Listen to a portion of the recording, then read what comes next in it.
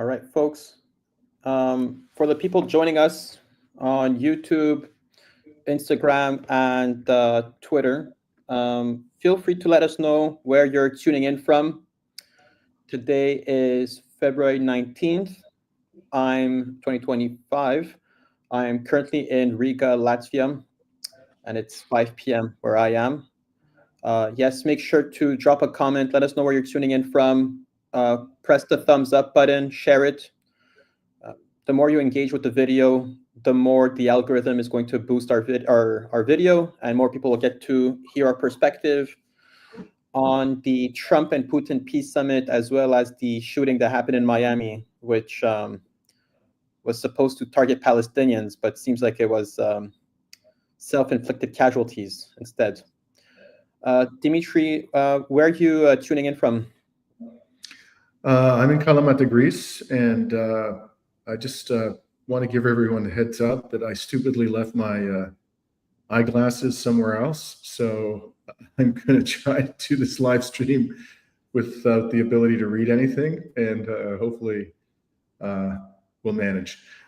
Just one clarification. I know Rami knows this, but I just want to make sure people weren't confused. The summit that just happened in Saudi Arabia, although it was apparently arranged by Trump and Putin, they themselves did not participate. They sent teams of people, and we're going to get into that in considerable detail. Before we begin, Rami, I'm sorry I omitted to mention this to you before we started today, but I think we should just give a shout out before we get into the subject matter of our live stream today to author and activist Yves Engler in Montreal, Canada. Yves is a friend of mine. He's a colleague with whom I have participated in many disruptions of Canadian politicians and other nefarious characters over the past several years. Yves has been in the thorn in the side of the military-industrial complex for his entire adult life, and he posted yesterday, I haven't had a chance to speak to him about it, but he posted on X that he just received a phone call from the Montreal police who told him that he needed to come down to the police station to be arrested because a fanatical Zionist by the name of Dalia Kurtz had accused him of criminal harassment. So this is a criminal offense under the Criminal Code of Canada, which can result in imprisonment. And according to Yves, and I'm sure that he's accurately relaying the facts, he does not follow her. He does not email her, but her Zionist lunacy keeps appearing in his feed on X, and he comments on it from time to time. And by the way, I've had the same experience myself. People I don't follow, I guess the algorithm has figured out that I take an interest in the subject of Palestine. And so my X feed is jam-packed with people who are the most outspoken, extremist Zionists in Canada and the United States. Anyways, he gets the same kind of content as I do. He's been responding to it. He's been condemning Dalia Kurtz, amongst other Canadian Zionists, with complete justification. And now he's going to go down to the police station to be arrested. He said also that apparently he's been told that if he signs some kind of an undertaking not to send messages to her, which he's never done, and not to talk about this, then they'll let him go and he won't be prosecuted. And he says while he's willing to refrain from messaging her, which he's never done, he's just commented on her crazy posts on social media, he's not willing to undertake not to talk about all of this. So his X handle, by the way, is Engler Yves, ENGLERYVES. And I think he's posted on his X feed today a form letter that you can sign and send to the Montreal police to tell them to stop using criminal laws to silence legitimate criticism of Zionism. So with that, Rami, anything else we want to say by way of introduction, or shall we get into it? Dimitri, just it's a recurring pattern where we promote freedom of speech when it fits the narrative of the empire. Palestinians are expected to accept, blatant racism, Islamophobia, but the slightest criticism of people that are preaching for white supremacy immediately call for censorship and to stop these voices from being spread. And this is, I'm not specifically talking about the case of Eve Engler over here, but just it's a general pattern. And I think we're going to talk more about this in the Miami anti-Palestinian shooting turned wrong, where there's a double standard really when it comes to what is allowed and not for Palestinians, and what is allowed and not for people that their narrative is aligned with the one of the empire. Absolutely. So we could, yeah, so I just had this little banner here. Make sure to follow Engler Eve Engler, but his Twitter handle Engler Eve.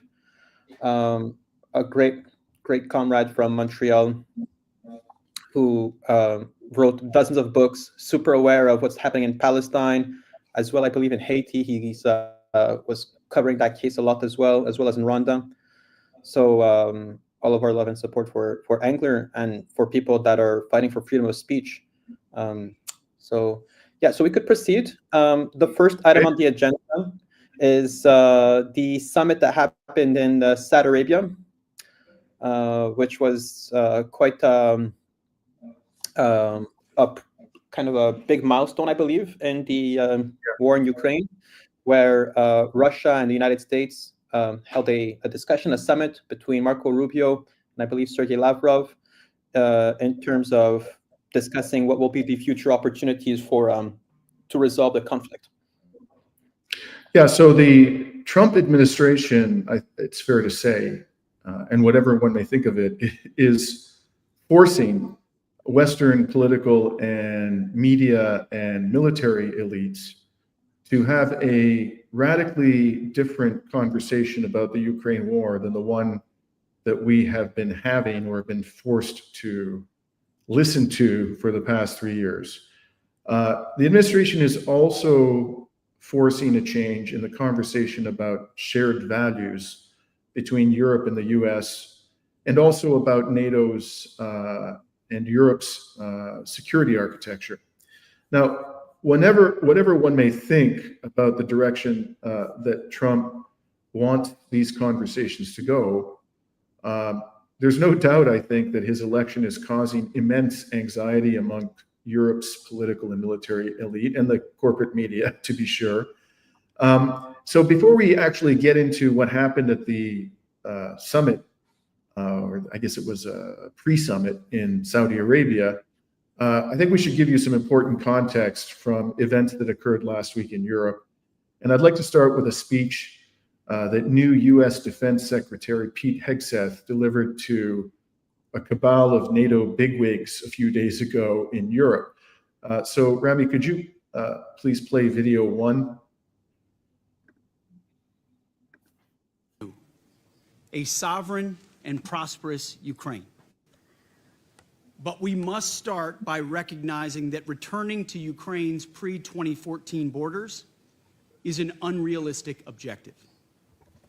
Chasing this illusionary goal will only prolong the war and cause more suffering. The United States does not believe that NATO membership for Ukraine is a realistic outcome of a negotiated settlement. Instead, any security guarantee must be backed by capable European and non-European troops. If these troops are deployed as peacekeepers to Ukraine at any point, they should be deployed as part of a non-NATO mission, and they should not be covered under Article 5. As part of any security guarantee, there will not be U.S. troops deployed to Ukraine. So, how radically different that is from what we heard from the Biden administration, right up to the bitter end. What we heard from the Biden administration, although there were sometimes towards the end of this epic debacle, some wiggle room in their language, pretty much they insisted until the bitter end that Russia had to return every inch of territory that it seized from the 1991 borders of Ukraine, including Crimea. even when it was obvious, and it was beyond obvious, that that was an unrealistic military objective. So this is a totally different approach to the conflict. There's a recognition that militarily recovering that territory is beyond the realm of realistic possibility. The second thing is, it was insisted with fanatical fervor till the bitter end of the Biden administration that Ukraine would be a member of NATO. I personally had my doubts that the Biden administration was serious about making Ukraine a de jure member of NATO, although it was certainly a de facto member of NATO. But that was the official line, and it was a line which, as we've discussed many times before, was extremely provocative to the Russian Federation, given NATO's highly aggressive behavior and enormous military spending and nuclear capability, and given its the promises, and this has been richly documented, that leaders of NATO countries and NATO itself gave to the Soviet leadership at the time of the dissolution of the Soviet Union and the reunification of Germany, that NATO would not expand eastward. Despite all of that history, despite warnings from U.S. foreign policy luminaries in the 1990s that NATO expansion was a disaster waiting to happen, they insisted until the bitter end that the Biden administration and all the European governments effectively, that Ukraine was going to become a member of NATO. So that's all gone. And I just want to say one thing about these realities. I can't stress enough the word realities.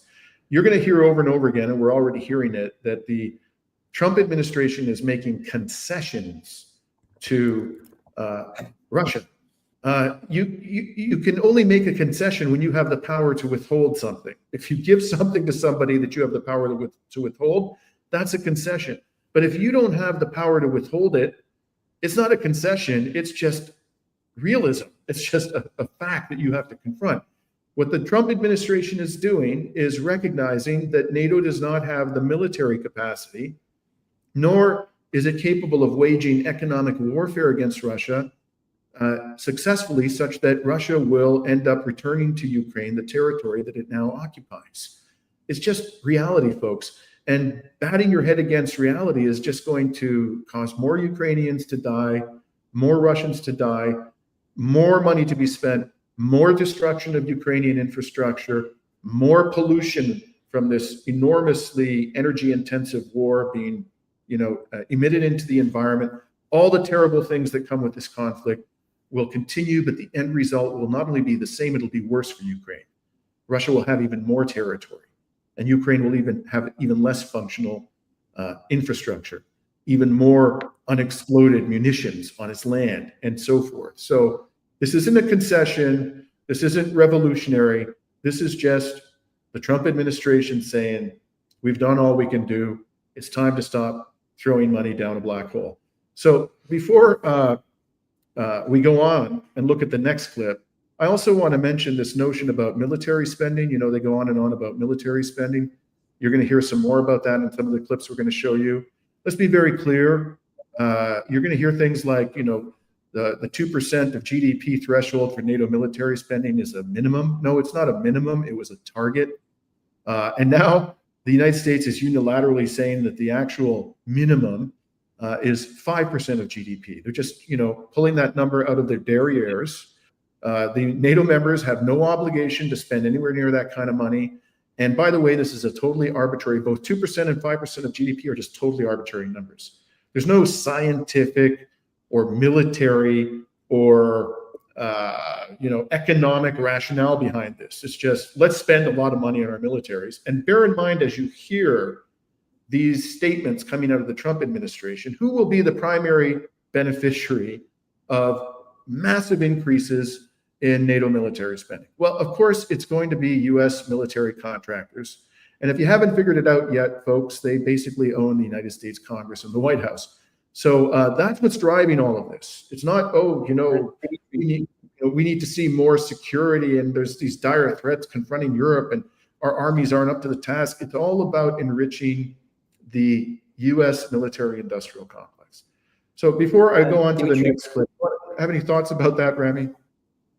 Yeah, so also NATO enforces specifically like military standards in terms of how bullets and bombs can be produced so that they could be recycled from one country to another and they could share them amongst each other. And that basically standard forces NATO countries to buy weapons specifically from NATO countries that produce weapons. And majority of the case, it would be the US. And you've mentioned 2% GDP spend. Well, the countries that are actually hitting those targets are the Baltic states like Latvia, Lithuania, and Estonia. And these countries are inherently, out of fear of not being colonized by the Russians, end up putting their own country on a civil platter to the United States and entirely losing their own sovereignty to the West. Here in Latvia, I met a lot of people who kept telling me that, oh, Canadians are great people. They tip when they come to the taxis. And I was like, what do you mean? Like, I thought I was the only Canadian in Latvia, right? And it turns out that we have huge Canadian military bases in Latvia, right? So our the deep fear of Latvians to lose their sovereignty to Russia, they end up giving it away to the West. And insane inflation. But Dimitri, also, before we watch that video, I also wanted to pinpoint that Trump, I think we're going to talk about this later on, but Trump did mention to Zelensky that he shouldn't have started that war. Yes, we're going to get into that for sure.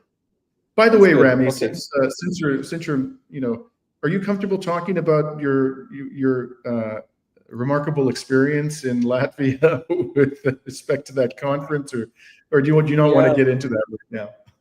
Well, I think in Latvia there's a lot of work that needs to be done within the leftist movements. They're so focused on Ukraine that it's impossible to disassociate their own imperial history. Latvia left the Soviet Union, I believe, in 1991, and immediately after worked to join the EU, I believe, in 1998, and then NATO shortly after. And part of joining NATO, they were part of the mission to invade Iraq in 2003. And so in the context of talking about imperial wars, we need to also understand that Latvia is an imperialist country. And I pulled some strings to organize an event with Dan Cohen. Dan Cohen, who's a great journalist, good friend of mine. I've hosted him many times in Montreal to host movie screenings. He was in Gaza in 2014 when basically a genocide happened over there as well. And he was one of the only Western journalists who filmed the destruction of the Italian compound, which was a huge building that hosted many international organizations and media offices.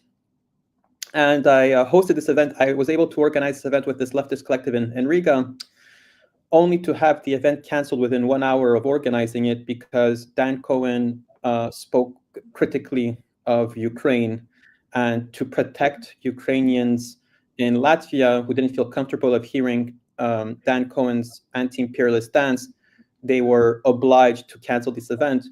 But what is extremely remarkable is that Dan Cohen is a Lithuanian Jew. So when we talk about Azov, when we talk about Nazis in Ukraine, when we talk about that unholy alliance between, Ukrainian nationalists who have torched the Odessa trade union's office, these things are actually impact, Jews and Dan's cultural heritage and religious heritage. So he answered the leftist collective that you're really going to protect the freedom, you're going to protect the feelings of Ukrainians who have no problem partnering with Azov, who are the ones that were historically responsible for basically killing his great grandparents and his grandparents. So this just shows the delusion here, and about the hierarchy of causes, where Palestinians are going to be silenced to protect the perfect victims, the Ukrainians, right? The Ukrainians here in Latvia, by the way, have free transport. They don't need to pay for any buses, for any metros, for any trains, or any of the sort, because they are the perfect victims. And at the same time, I've heard many racist comments against Iraqi refugees, Syrian refugees, and mainly because of there was a border with Belarus, where Belarus was flooding Europe with refugees. That's the words that they were using. although there's no such thing as flooding refugees, right? Refugees will go wherever they feel safe, and it's an obligation of every country to give them a due process to evaluate their cases, right? So this is the reality here in Latvia, and it's very disappointing to see leftists still uphold this concept of supremacy, of protecting one class over another. And at the end of the day, this is an imperialist war in Ukraine. But the imperialist side, like always, has also always been NATO and the West and Ukraine, who has fought against the Russians in Donetsk and Luhansk, who has threatened to put weapons at the border with Russia, and who threatened to bomb Moscow within 30 seconds.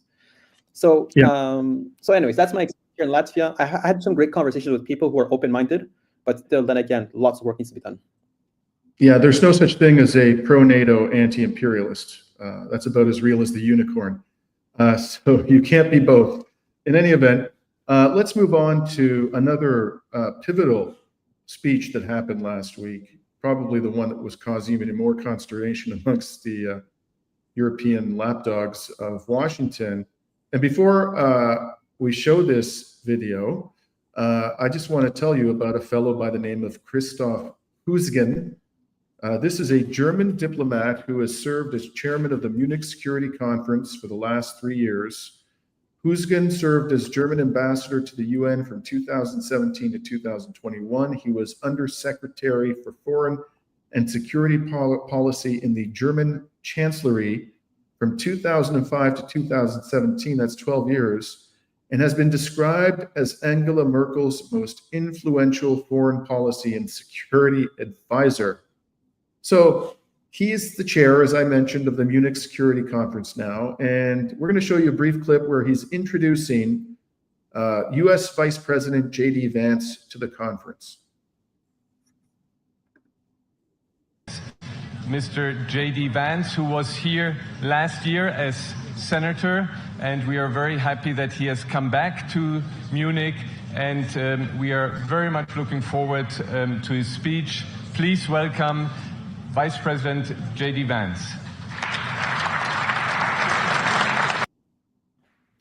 So you heard it from the horse's mouth, the chair of the Munich Security Conference. They're very much looking forward to the speech of J.D. Vance. Well, why don't we share with our audience sort of the key excerpts from that speech.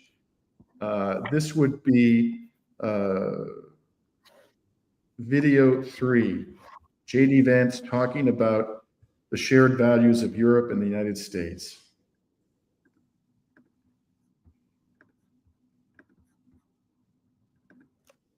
At this conference, of course, to discuss security, and normally we mean threats to our external security. I see many great military leaders gathered here today.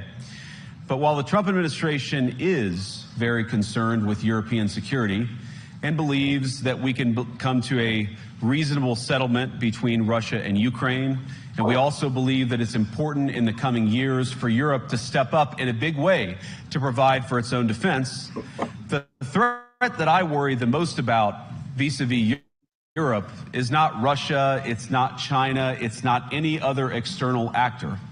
And what I worry about is the threat from within, the retreat of Europe from some of its most fundamental values shared with the United States of America.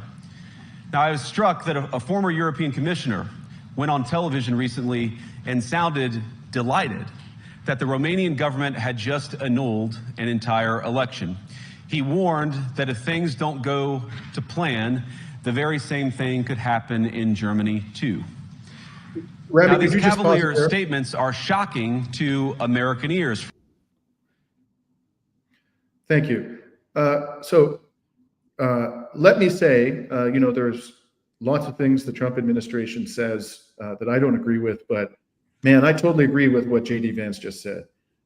There was an election in Romania in which a person by the name of Georgescu, and if you look at his resume, I really don't know much about Georgescu, but looking at his resume, he doesn't seem to be like any, kind of extremist radical to me. But the thing about this fellow is that he didn't want to continue funding and arming Ukraine's war effort, which was a bridge too far. And so when he emerged as the most likely person to win the presidential election in Romania, the court there came up with some outrageously flimsy theory to justify its cancellation, namely that there had been some social media activity allegedly orchestrated by Russia for probably a couple $100,000. And I don't know that there was any real proof that the Russian government was behind this, but that manipulated public opinion. You think about how ridiculous that is, you know, compared to the kinds of election spending we see in the West, that a couple $100,000 of social media ads could play some kind of decisive role in an election. It's preposterous. And I think that J.D. Vance is entirely justified in saying that that was a blatantly anti-democratic act on the part of the Romanian political elite in the courts. So can we continue now, Rami? For years, we've been told that everything we fund and support is in the name of our shared democratic values. Everything from our Ukraine policy to digital censorship is billed as a defense of democracy. And senior officials threatening to cancel others, we ought to ask whether we're holding ourselves to an appropriately high standard. And I say ourselves because I fundamentally believe that we are on the same team. We must do more than talk about democratic values, we must live them. Now, within living memory of many of you in this room, the Cold War positioned defenders of democracy against much more tyrannical forces on this continent. And consider the side in that fight that censored dissidents, that closed churches, that canceled elections. Were they the good guys? Certainly not. And thank God they lost the Cold War. They lost because they neither valued nor respected all of the extraordinary blessings of liberty. The freedom to surprise, to make mistakes, to invent, to build. As it turns out, you can't mandate innovation or creativity, just as you can't force people what to think, what to feel, or what to believe. And we believe those things are certainly connected. And unfortunately, when I look at Europe today, it's sometimes not so clear what happened to some of the Cold War's winners. I look to Brussels, where EU commissars warn citizens that they intend to shut down social media during times of civil unrest the moment they spot what they've judged to be, quote, hateful content. Or to this very country, where police have carried out raids against citizens suspected of posting anti-feminist comments online as part of, quote, combating misogyny on the internet, a day of action. I look to Sweden, where 2 weeks ago the government convicted a Christian activist for participating in Koran burnings that resulted in his friend's murder. And as the judge in his case chillingly noted, Sweden's laws to supposedly protect free expression do not, in fact, grant, and I'm quoting, a free pass to do or say anything without risking offending the group that holds that belief. And perhaps most concerningly, I look to our very dear friends, the United Kingdom, where the backslide away from conscience rights has placed the basic liberties of religious Britons in particular in the crosshairs. A little over 2 years ago, the British government charged Adam Smith Connor, a 51-year-old physiotherapist and an Army veteran, with the heinous crime of standing 50 meters from an abortion clinic and silently praying for 3. Okay. Dimitri, just quickly, because I see some comments here praising a bit what J.D. Vance is saying, but there's also a double standard here when it comes to Palestinians and censorship of Palestinians, and as well with Trump's goal of cracking down on TikTok and any media that they don't really have control over. So, of course, in spirit, I mean, none of us could disagree with freedom of choice and freedom of thought and freedom of speech, but it's selectively applied and selectively, yeah. So this is just we need to be very careful with J.D. Vance and the exception on Palestine. So this is exactly the point I think that needs to be made here. if you are a true champion of free speech, then you don't distinguish between the content of the speech.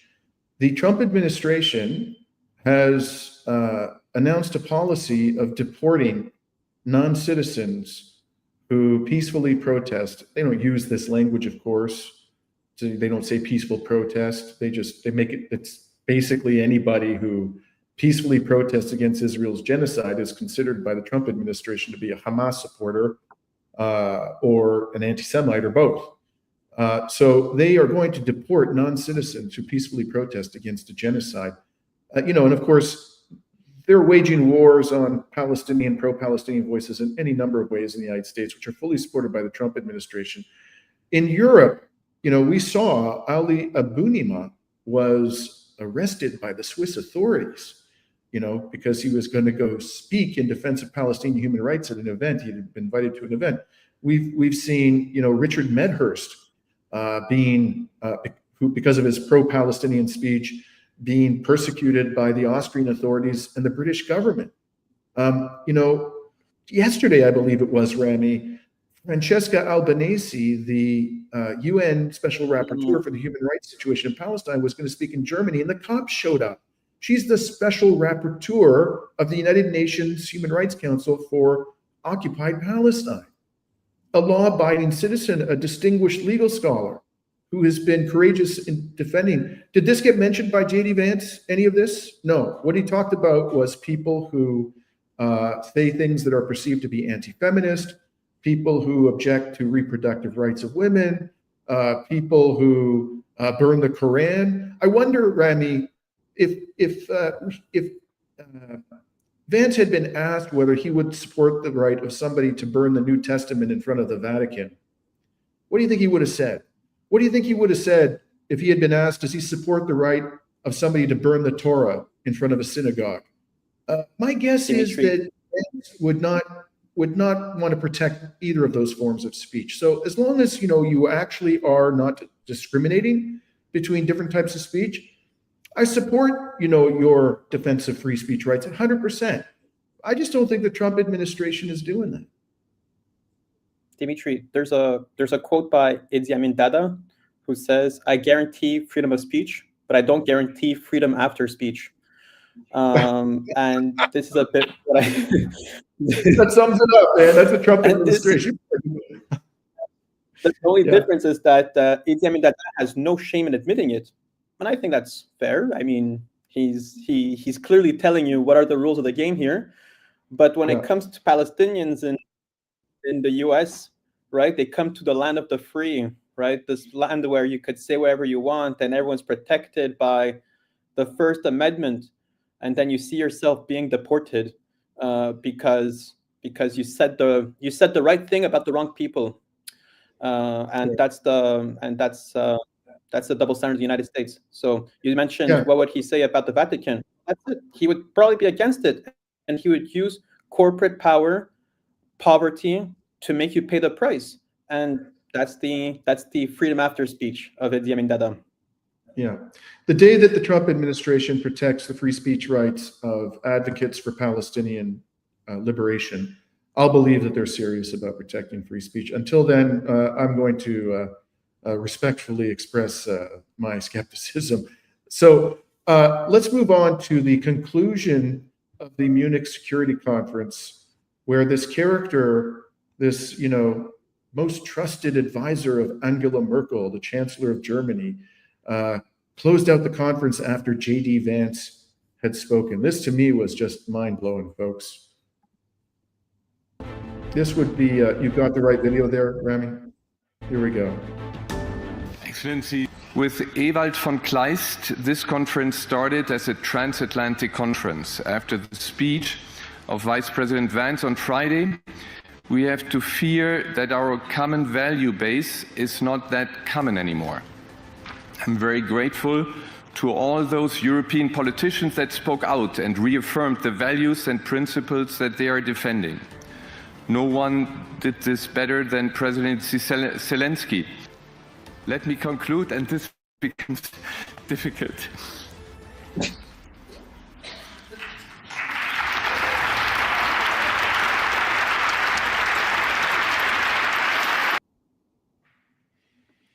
excuse me, I just have to do this. I can't. First of all, I would have thought that, people who are charged with ensuring the security of Europe would be pretty tough-minded, strong-willed people and wouldn't break down crying in front of an audience of NATO military big chiefs just because JD Vance has a different view of shared values. But, hey man, I got nothing against men crying. I've cried many times in my life. There's nothing wrong with men crying. But you're going to cry about this? This is what you're going to cry about? I mean, the whole speech of JD Vance was very much about, Europe does things differently. Europe needs to take care of it. We didn't show you the whole speech, but Europe needs to take care of its own security. If I were running the Munich Security Conference, I would have said, hey, JD, we really like the idea of us taking care of our own security. Why don't you and your fine soldiers pack up your bags and go home and let us run our own affairs the way we see fit, and you're free to run your society as you would like. Thanks for all the fish. See you later. But no, this guy, breaks down crying. He can't even finish his speech. I don't know. This struck me as really emblematic of the pathetic state of the European political elite. And the other thing I have to say is, despite what JD Vance may say, in many ways, the values of the European and American and political elites are the same to this very day. Although there's been some divergence, there's a lot of common ground between them. For example, they both support Israel's genocidal rampage in Palestine. They both support grotesque levels of inequality, a situation in which a handful of people have hundreds of billions of dollars of wealth, while millions of people are living in homelessness in their societies. They both support the military-industrial complex, increased military spending to the detriment of social programs and the evisceration of protections for the most vulnerable members of our society. They both are in the back pocket of the transatlantic oligarchy. So actually, the shared value, the core values of the U.S. political elite and the European political elite, although, as I said, there's some divergence, remain very, very much the same. So what is all of this, sadness about? I don't know. Rami, what did you make of that pathetic closeout by? I think the EU realizes that they're not in control of their own narrative. They've outsourced their defense, they've outsourced their sovereignty, they've outsourced their existence to the West, and they're just passing by, enjoying the ride, and they're the first ones to get thrown under the bus. Well, they're the second or third ones to be thrown under the bus when things go sour. There was this summit in Saudi Arabia between Russia and the USA. Ukraine was obviously very angry because they were not part of the table, although they had 2.5 years or so to be part to bring such a discussion to the table, yet they never took the initiative. The EU held a summit without Russia, with Ukraine and the US, to come to a settlement without inviting Russia. This was quite silly. And now they're doing a Ukraine-EU summit, and they're realizing that whatever discussions they're having is just empty hot air. Any illusion of freedom in the unipolar world that existed after the Cold War till maybe a year ago or so was just the EU riding on the great years of the American hegemony. And when things go sour, there's nothing left to do but to cry on a stage in Munich with other people dressed in military uniforms. And I could see some comments of people saying that he was not crying because of Vance, he was crying because it was his last speech there. The context is very, very telling. The context is that the EU is not in control, and the Americans are going to do whatever's at their greatest advantage. When it came to asking for $500 billion in resources from Ukraine, that's America throwing Ukraine under the bus. When Biden promised to hit the Nord Stream pipeline and to break it, that's the United States throwing Europe under the bus. And that's the reality of how things work. This is why when I have discussions with people in Latvia, I ask them, do you really want America as that partner? It's out of my love for Ukraine, my love for Latvia, that I would ask them to find partnerships and people that are actually looking for their best interests rather than to truly weaponize them into their own hegemonic goals. Yeah, yeah. Hey man, as for the commenter who said he cried because of his last conference, I mean, maybe you're right, I don't know, but he did seem to break down when he talked about the fact that their values were no longer so shared anymore. And, I don't know. My impression of that speech was that it really is sort of a demonstration of how pathetic our political elite has become nowadays. In any event, let's move on to the events in Saudi Arabia. This is all quite important context for what happened at the meeting, which was led on the US side by Secretary of State Marco Rubio. He was accompanied by, there was a 3-member delegation, I believe, Mike Waltz, who's, I can't remember what Walt is. I think he might be like a national security advisor or something. And Steve Witkoff, interestingly, who is the golfing partner of Donald Trump, also his special envoy to the Middle East, and has reportedly played a very important role in dealing with the Israeli government in terms of the ceasefire in Gaza. So that was the US side. On the Russian side, you had 3 heavyweights as well, led by the highly respected, globally respected foreign minister of Russia, Sergei Lavrov. So after they met, and we're not going to show you footage of that. There was some interesting footage of them in an ornate conference room, and I guess it was Riyadh. The 3 members of the US delegation gave a 20-minute press conference. So we'd like to show you 3 clips from that press conference, which I think are really striking for a variety of reasons. So can we start, Rami, with Rubio 1?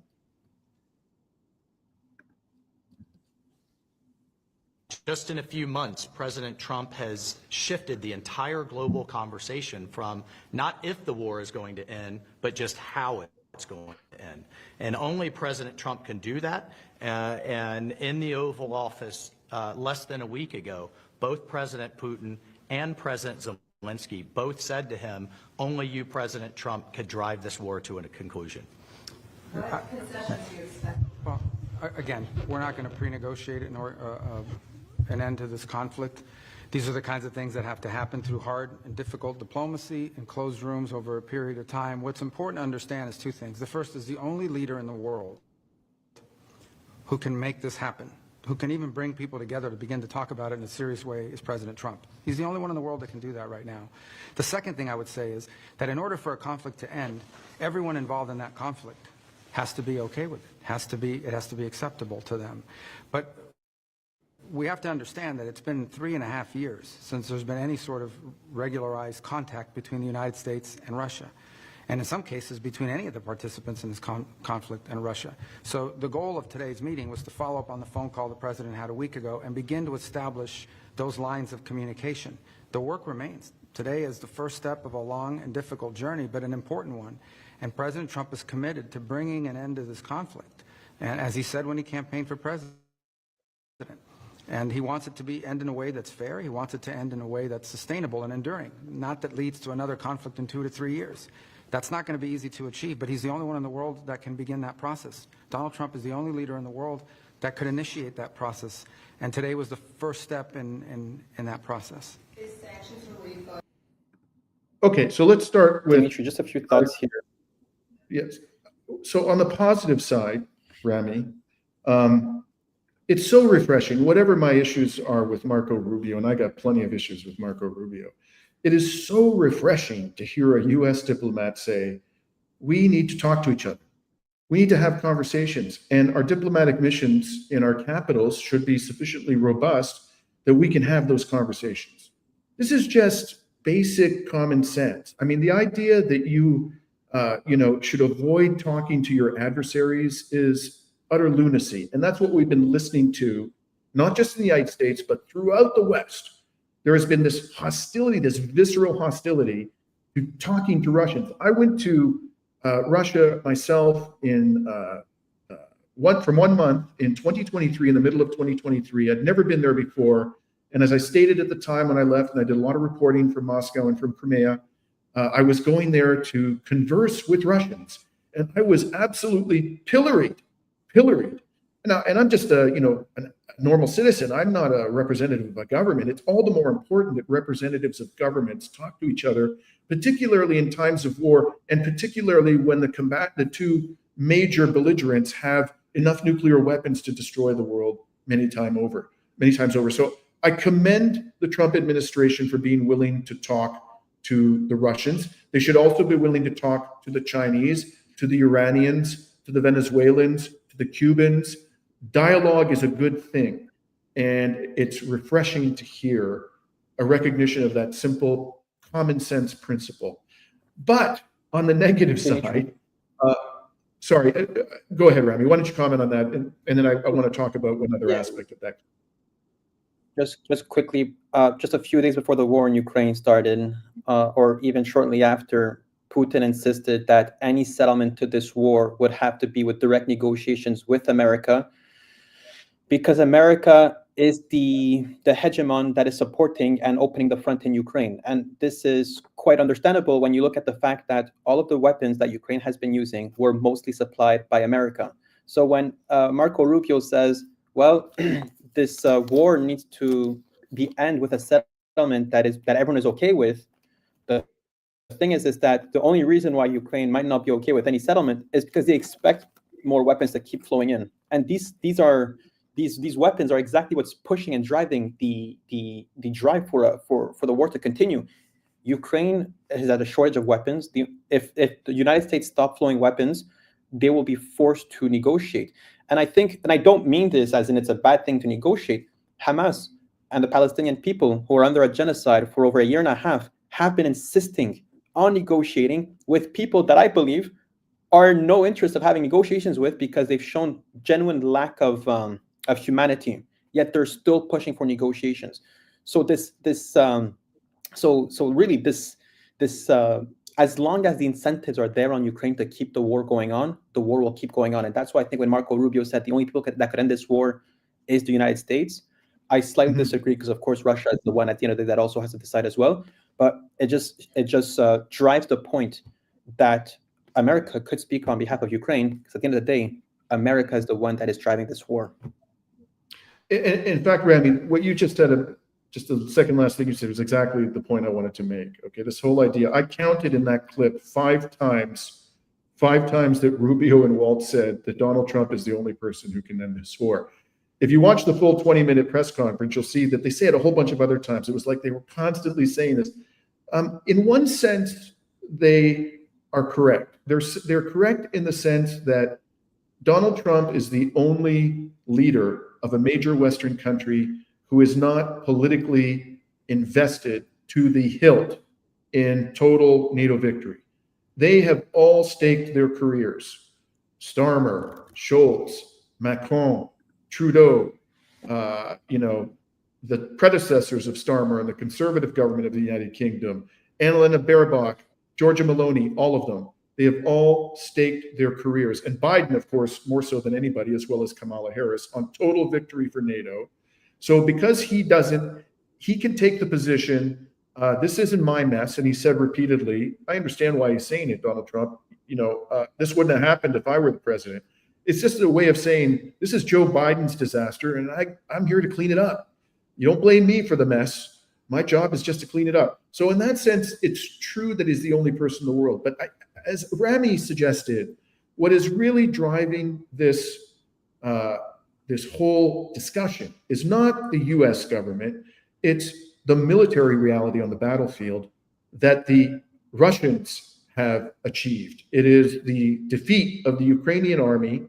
It is also the Russian government's defeat of the economic warfare that has been waged against Russia. Again, whatever you may think of Vladimir Putin or his government or the state of Russia, no rational person can disagree that they've overcome the economic warfare and they've defeated the Ukrainian military, and the US simply doesn't have any leverage yet. So all Donald Trump is doing is recognizing reality. He's not the mastermind negotiator who's showing up and solving this problem. He just wants to get rid of this mess and move on. And we're going to get back to what moving on means in a moment. So Rami, if you have something else to add, please do, but go ahead. Yeah, So just Zelensky insists that the war could only end if there are security guarantees. Now, first of all, you cannot force America to give you security guarantees. Ukraine is not a NATO member. It cannot force NATO to provide security guarantees. And truly, I don't believe anyone in Europe could provide the necessary security guarantees to Ukraine in a eventual future war with Russia.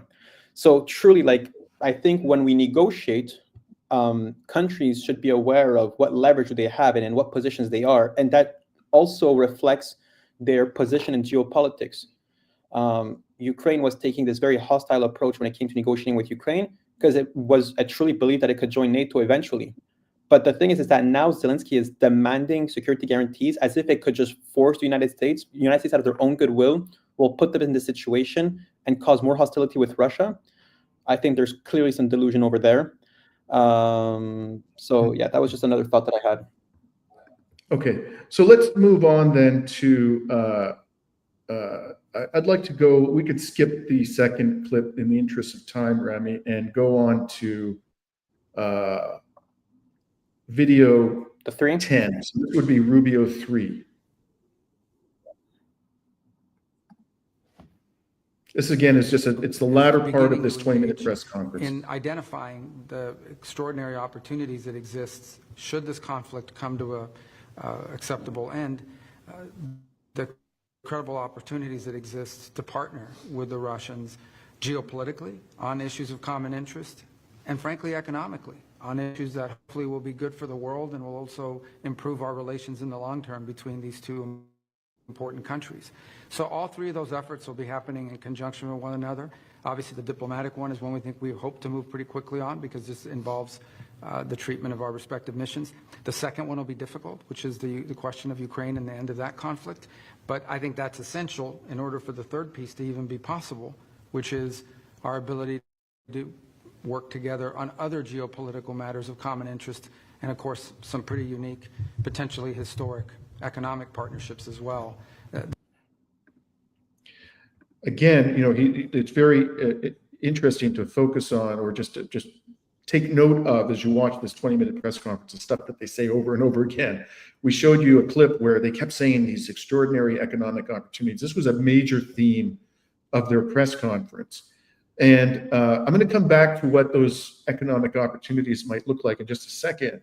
But, on the surface, they want us to believe that Trump is trying to bring this war to an end because he cares about all those Ukrainians and Russians who are dying needlessly. He should care about them. Their lives are as important as anybody else's, and their deaths are unnecessary. This could have been ended 3 years ago and almost was ended before Boris Johnson and the Biden administration intervened and torpedoed a peace deal that was about to be struck in Istanbul. But I frankly don't think that's really a big part or any part of the Trump administration's motivation. I mean, if the Trump administration cared so much about innocent human beings, why would it be talking about expelling 2 million Palestinians from their homeland in Gaza? Why would it be providing mountains of 2,000-pound bunker buster bombs to a regime that has been committing genocide before the eyes of the world for the last 15, 16 months? I really don't believe that Donald Trump cares about the innocent victims of heinous wars. My view about this, and I think if you sort of cut through all of the verbiage and the embellishments and the accoutrement, what's really going on here, part of it we already talked about, there's a certain military and economic reality that NATO has had its ass handed to it by the Russian Federation and by those countries like China who support the Russian Federation.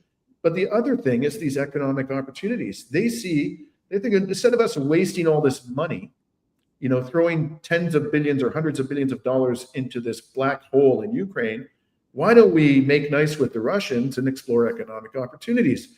And so what might those economic opportunities be? Well, if you could pull up, Rami, the clip from this would be image 10A, which is an article from today's Kiev Independent. Yeah, it's gonna take me a bit, Dimitri. Okay, so the Kiev Independent, by the way, is very anti-Russia.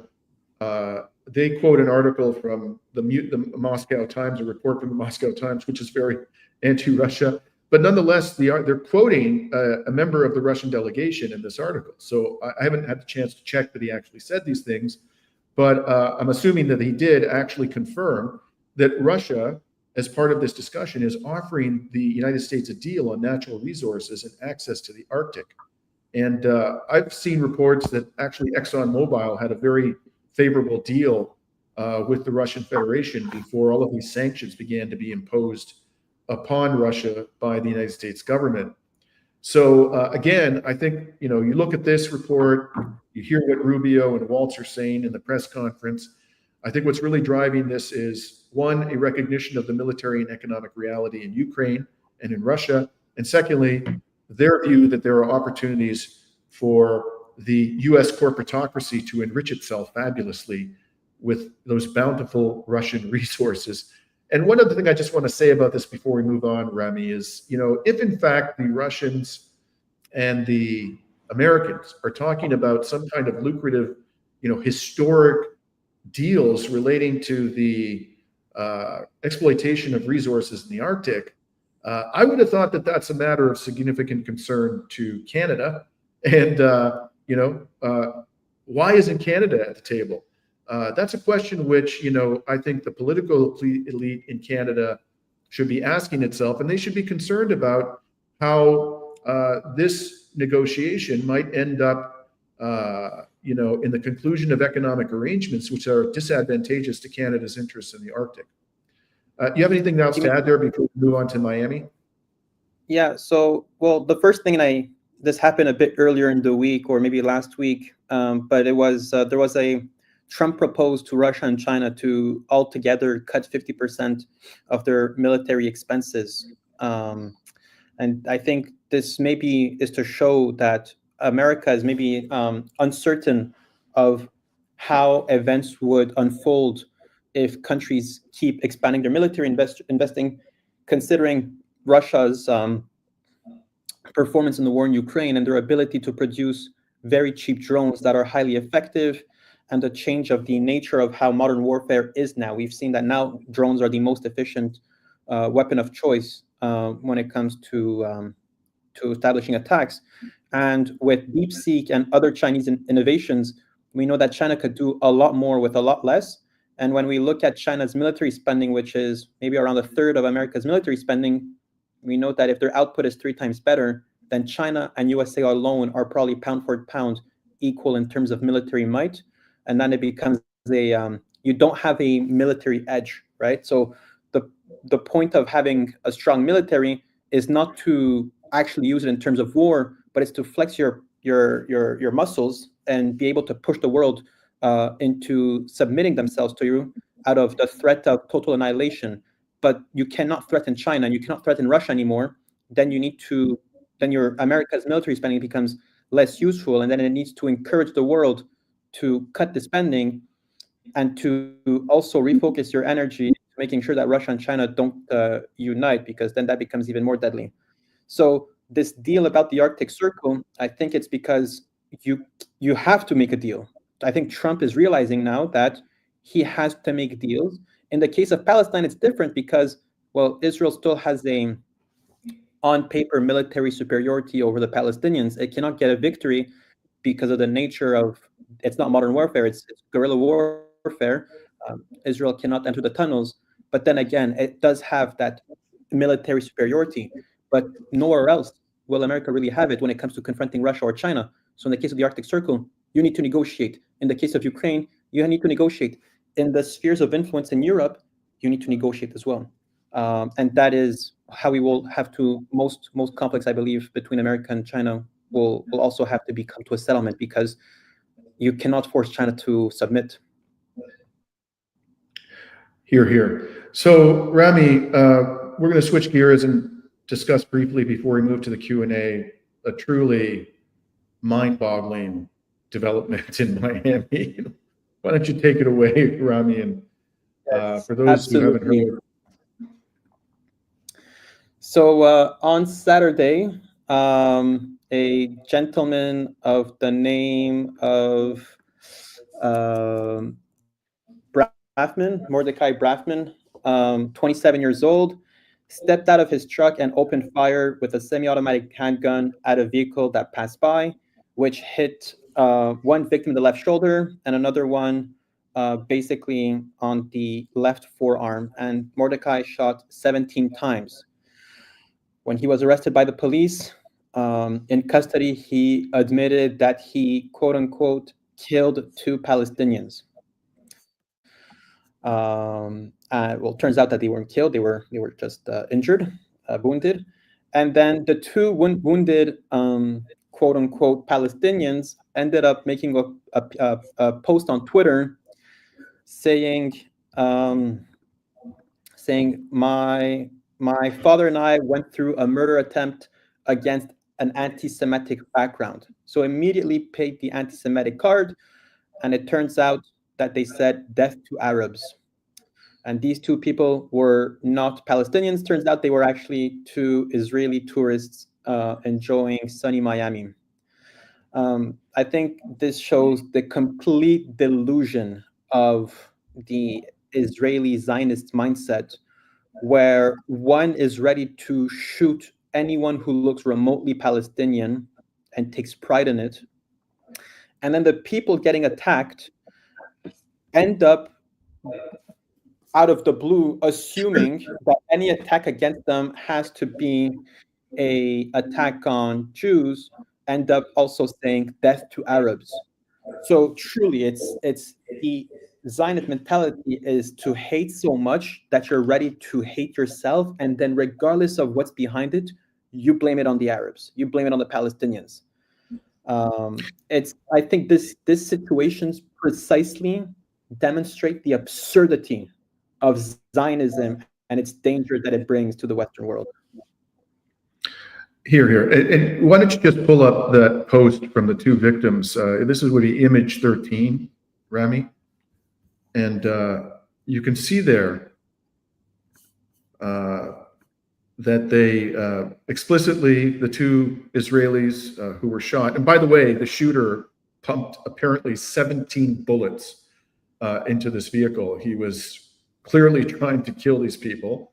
He thought he had killed them, but apparently he's a very bad shooter. And you'll see there at the very end, they say, Am Yisrael Shai, death to Arabs. And then they even put this little emoji, which is like the hands clasped in prayer, as if they're appealing to the Almighty to kill all Arabs.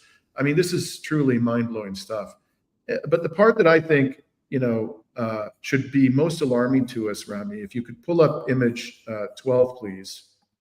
This is from a Reuters article, which was published the last day or 2. And if you look in the last paragraph of this excerpt that we've put up on the screen, they're talking about other incidents of anti-Palestinian or anti-Arab racism. Other U.S. incidents include the attempting drowning of a 3-year-old Palestinian American girl in Texas, the fatal stabbing of a 6-year-old Palestinian American boy in Illinois, the stabbing of a Palestinian American man in Texas, the beating of a Muslim man in New York, a violent mob attack on pro-Palestinian protesters in California, and the shooting of 3 Palestinian American students in Vermont. A question I ask is, at what point does mass violence against Palestinians and other Arabs reach an epidemic level? Is this an epidemic level? I think it actually might qualify as an epidemic. And let's bear in mind here that probably there are a lot of incidents in which Palestinians and other members of the Arab American community are threatened with violence that they don't report or never make it into the media. And there are probably incidents, not necessarily involving deadly violence, but assaults, minor injuries, and so forth, which also don't get reported to police, or they don't end up appearing in the media. I think it's fair to assume that what you see summarized here, which are all egregious, heinous acts of racist violence, is really the tip of the iceberg. And what is most alarming to me about all of this is the political elite's reaction. They have been virtually radio silent on this event. And just ask yourself, if the shooter had been an Arab, how would the political elite in the United States have acted? I think we can all say safely, based on the record of the US political elite, the rich record of anti-Palestinian, anti-Arab racism and discrimination, and their fanatical commitment to the Zionist project, that pretty much every politician in the United States would have taken the opportunity to condemn this shooting, but they have been radio silent. So, racism, anti-Palestinian, anti-Arab racism goes to the very top. It sits in the White House. It sits in the Senate. It's well ensconced in the United States Congress. And that is indeed why the US provided boundless, unlimited amounts of munitions to Israel as it was carrying out a blatant genocide. So I fear very much for our comrades in the Palestinian Arab community. And I mean, I hesitate to use the phrase wake-up call, because there were wake-up calls many years ago. But if this isn't a wake-up call to the dangers confronting the Palestinian and Arab community in the United States and other Western states, I don't know what is.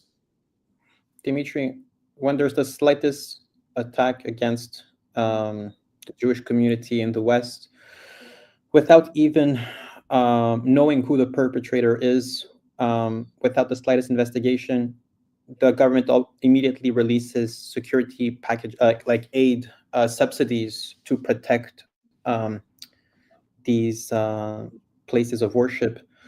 But when it comes to Palestinians getting shot, and even when they hallucinate into seeing a Palestinian and turns out that they get shot, there's not a word by leaders, but also the government is then withholding any form of material support that could come to their defense. I'm not saying the police is the best people to defend Palestinians. We know that they side with the oppressors and they get traded in Israel as well, not to mention Cop City. So it's just absurd. I think it's been quite a long time that we've known that the government will just keep up with double standards. They'll protect the ones that are harming the Palestinians, even within the United States, even within Canada. Dimitri, this reminds me of a case in the UK where Keir Starmer got angry that someone from Gaza was able to use the refugee relocation package to enter the UK using the Ukrainian relocation system.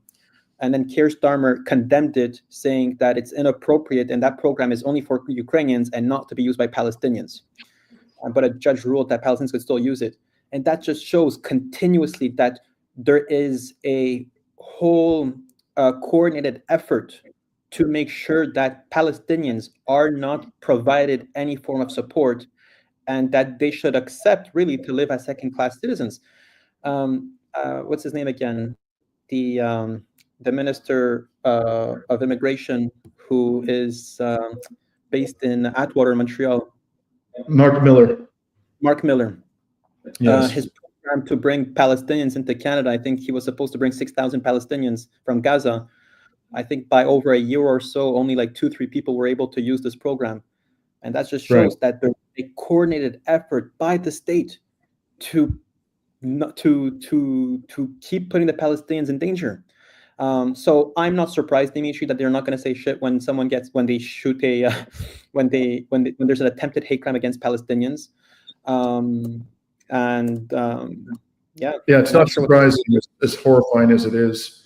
And just let me point out, from March 2022 to April 2024, the Canadian government approved 962,612 applications for Ukrainian refugees to come to Canada, and almost 300,000 came. So the number of Palestinians, and no court has adjudged that Russia is committing genocide or a plausible genocide in Ukraine, whereas the International Court of Justice has adjudged that it's plausible that Israel is committing genocide in Gaza. And yet, they've taken at most in Canada a few hundred Palestinians from Gaza, while taking in 300,000 Ukrainians after approving almost 1 million applications. If that isn't racism, obvious discrimination, I don't know what is. So Rami, why don't we move on to the Q&A? Absolutely. Folks, if you could post your questions in the chat, make sure to maybe put a question mark at the beginning of your question just to make it obvious so that we could, quickly start the question and then answer it when we have time. Yeah, And also, so there's Randy, a couple of... you may want to remove the image from the screen. Yes, absolutely. Good catch. Got distracted here. So there's a couple of notes that I had here. The first one that I had is from Adrian Dittman, who says, "Are you going to Beirut for the Nasrallah funeral?"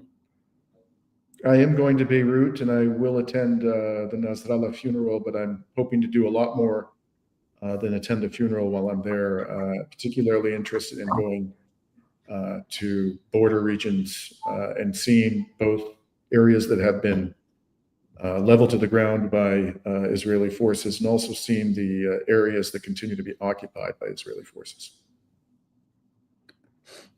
And then just a little comment from Fadi Abid, who says, "We live in Tampa Bay, which is more racist than Miami. We watch your story about the shooting. It's so scary. We are Palestinians. Israeli Arabs do not exist, by the way. Just wanted to point that out. We're Palestinian. Oh, you're probably a Palestinian with Israeli citizenship. But yes, Israeli Arabs don't exist. We work in the medical field, and I want to leave now." And that just goes back to the point that I was saying of just the state violence. At this point, it's no longer violence by just random Zionists. It's the state that is not even coming to the protection of its own people if they are of the wrong ethnicity. So that was just a point by Fadi. I want to say to Fadi, I feel terrible that you feel this fear that you need to leave a country that was supposed to be a haven for immigrants and refugees from around the world. It's turned out to be very much the opposite of that, particularly for Palestinians. And you reminded me, Fadi, of a prediction that Laith Marouf has made, this geopolitical analyst who's part Palestinian himself, lives in Beirut. I've interviewed him a number of times. I don't want to sound alarmist, but his strong view, he spent a lot of time in the West. He lived in Canada for many years, is that where we're likely heading is, the kind of scenario we saw in the Second World War, where Western governments rounded up Japanese citizens of their countries and put them in internment camps. I don't know whether obviously we all hope and pray that that doesn't materialize, but in the current environment, I don't think you can exclude that. And not just the United States. I could see that happening in places like the United Kingdom, Germany, France. We live in a very, very troubling time.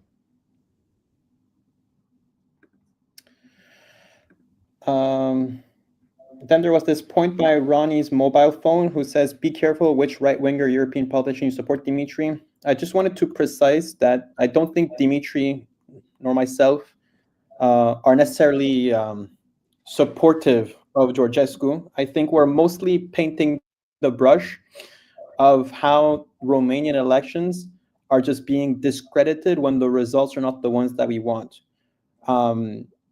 So this is just, I think, the first point is that we've never endorsed him. We briefly spoke about him in a live stream like 2-3 months ago, right, Dimitri?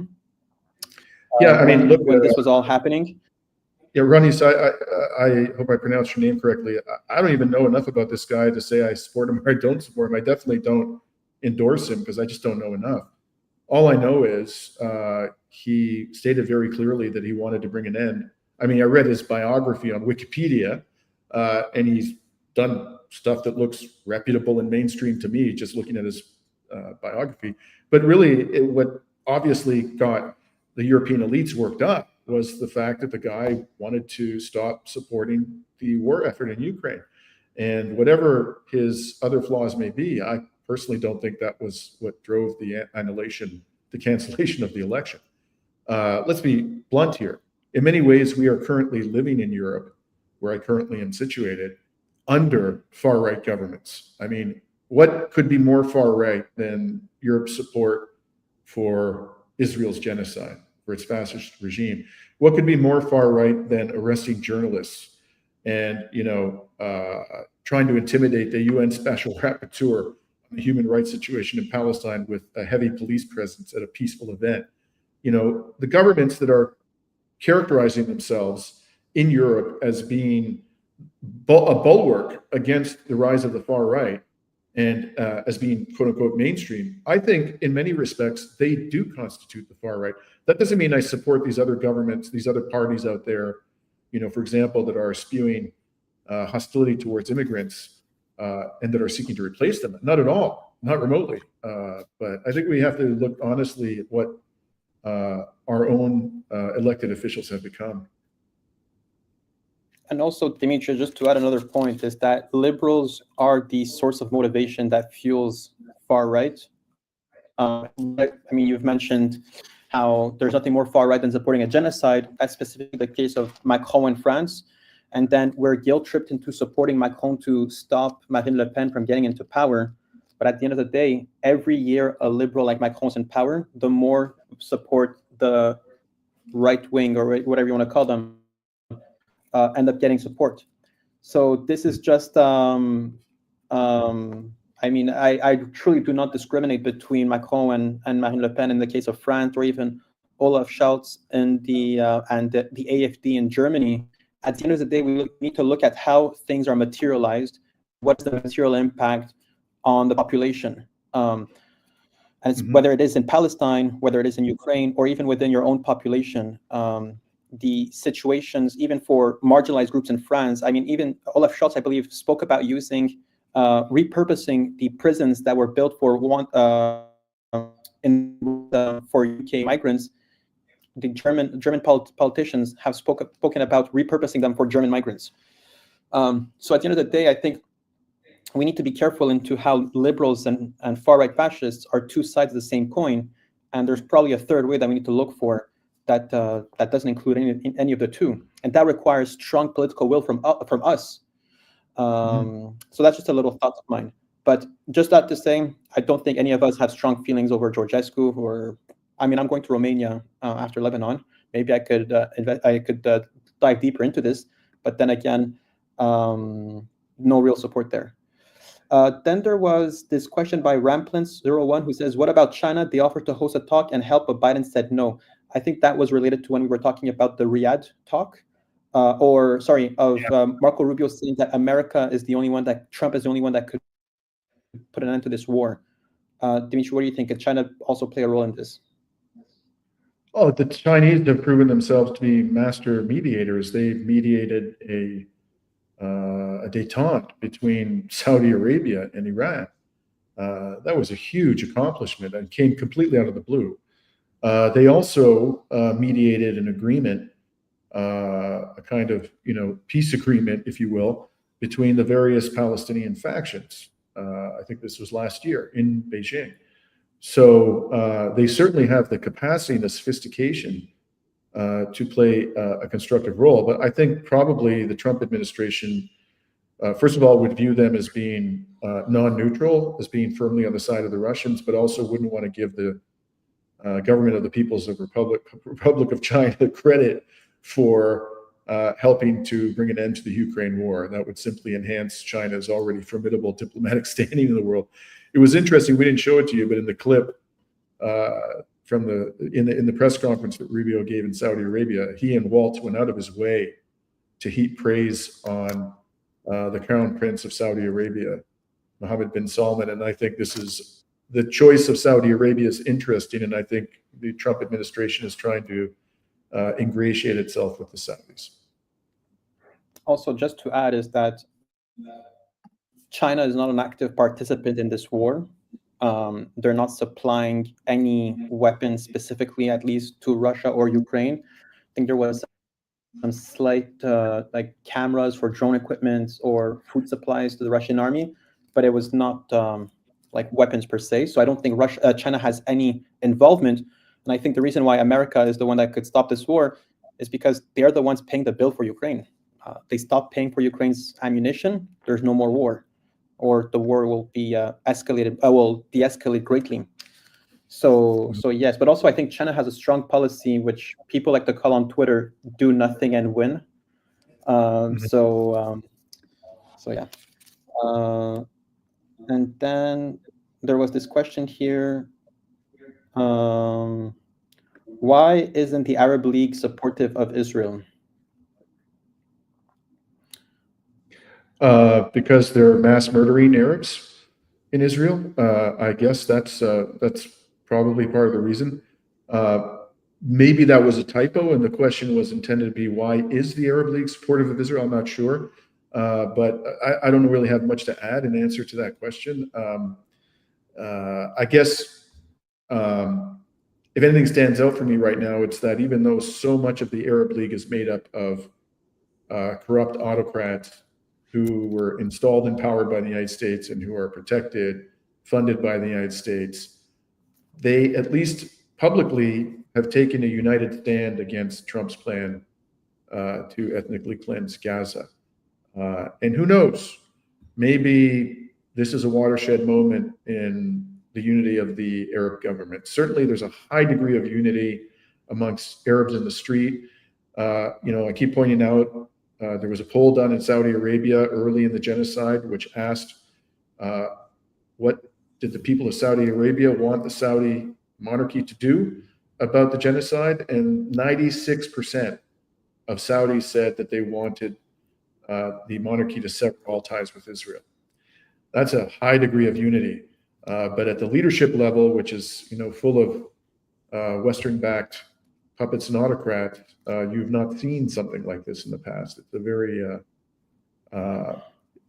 perhaps encouraging, but certainly unusual to see this level of unity at the leadership level. And Dimitri, just to also add another point, is that as a Palestinian, I obviously wasn't around in 1948 to see the ethnic cleansing of my own land. There's obviously stories from my grandparents that we could analyze through, and of course the stories of Palestinians. But I think what we've been witnessing for the past year and a half, the genocide in Gaza and the reaction of our neighboring countries, I think also allows us to have a window into what happened in 1948 and how the Arab nations have given up on the Palestinians.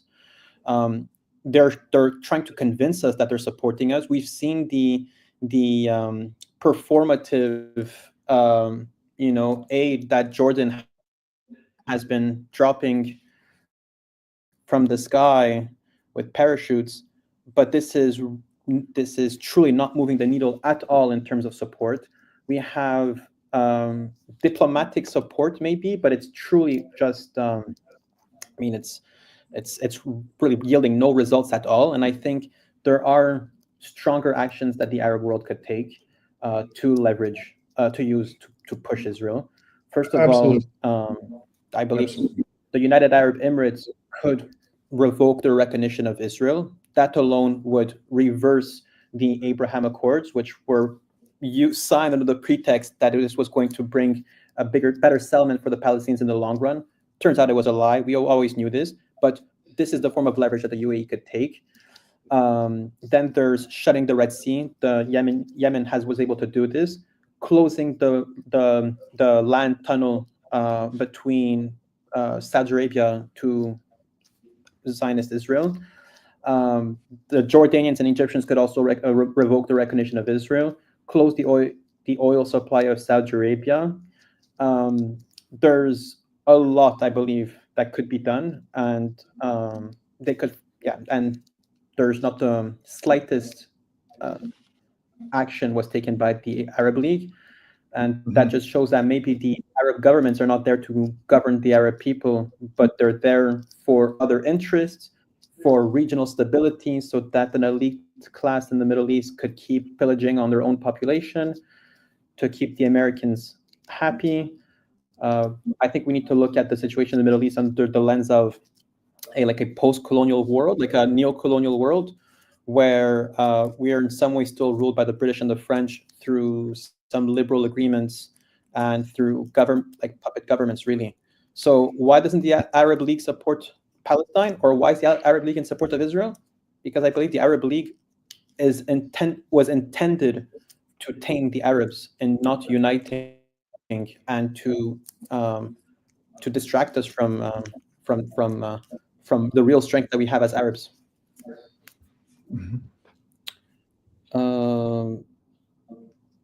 So then we had this question here from Sarah Carroll, who says, do you think the 2,000-pound bombs have been sent to finish off Gaza? That's certainly a possibility. It's hard to say. There's several potential explanations. Perhaps they were intended to enable Israel to strike Iran's nuclear facilities, although I think that Israel's capacity to deliver those bombs to Iran without the assistance of the US Air Force is extremely limited. Deliver them to, drop them on targets in Iran. But I think that's one possibility. They might be intended to be used against the Islamic resistance forces in Lebanon.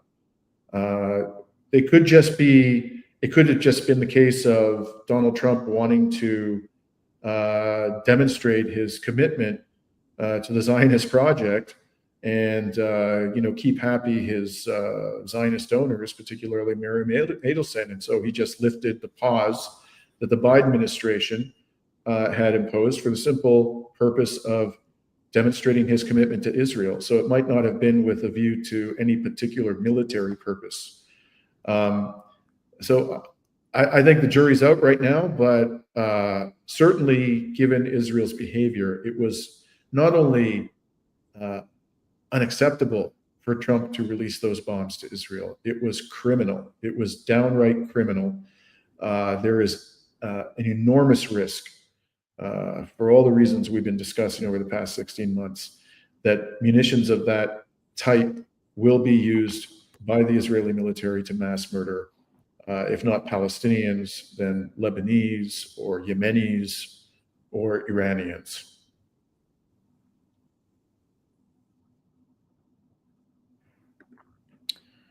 Then we have